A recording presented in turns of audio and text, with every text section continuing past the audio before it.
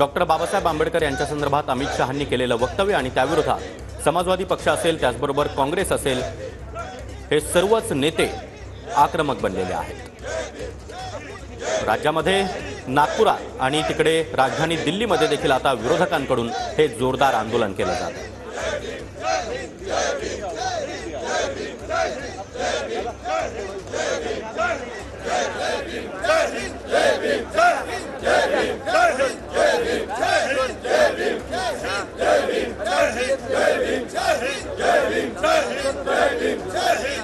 आवडलेलं नाही, पण सत्ताधारी आक्रमक का होत नाहीत?